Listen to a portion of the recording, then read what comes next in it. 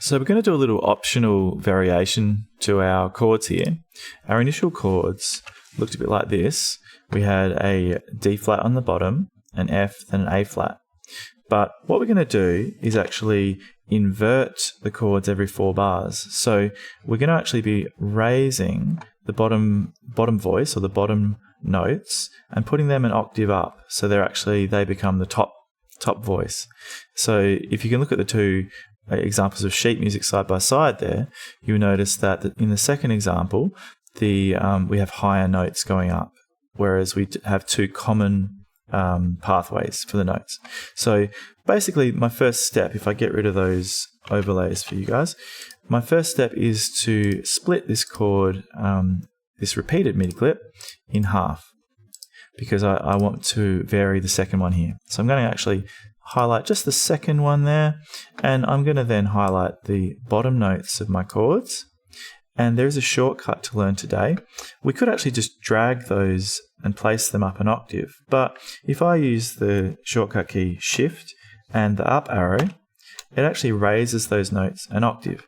And then you can see visually from the start of the tune how we look like we've moved upwards. Let's see what that sounds like.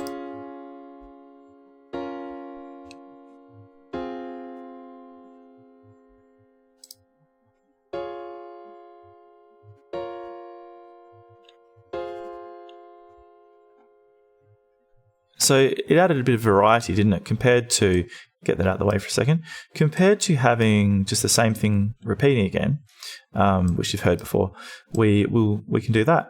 So let's actually do the same again for our chord 2 example. I'm going to click here and split it.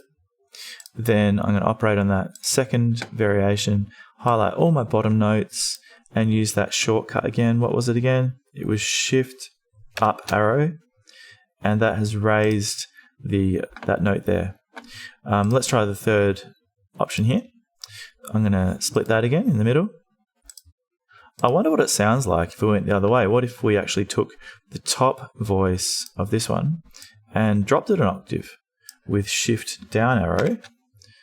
I wonder what that actually sounds like. So let's listen from the start.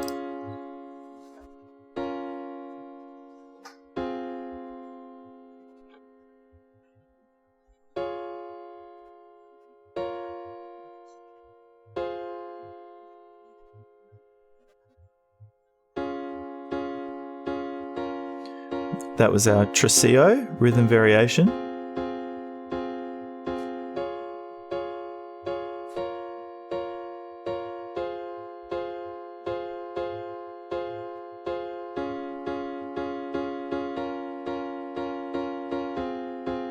And our other variation.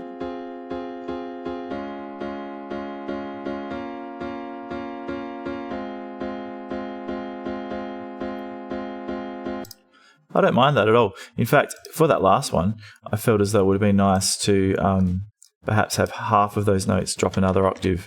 That could sound cool. What was our shortcut again? It was Shift down arrow. And I'm just going to play it from here.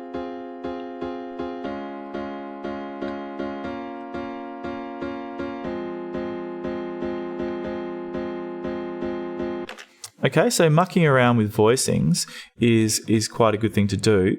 They're called inversions of chords, and the chord it's still the same function of chord, even when you shift things. You can actually do things like widen the voicings. Like I could take my my first example and just paste it over here.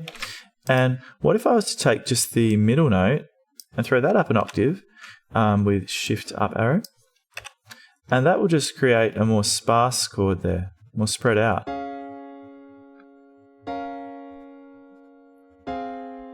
More open chord, we'd call it, rather than closed chords. Okay, so there are various options you can use when you're trying things out. That's all I wanted to show you today.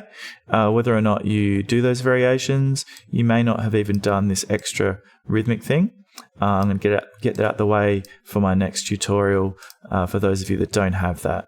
Okay, so explore, try it out.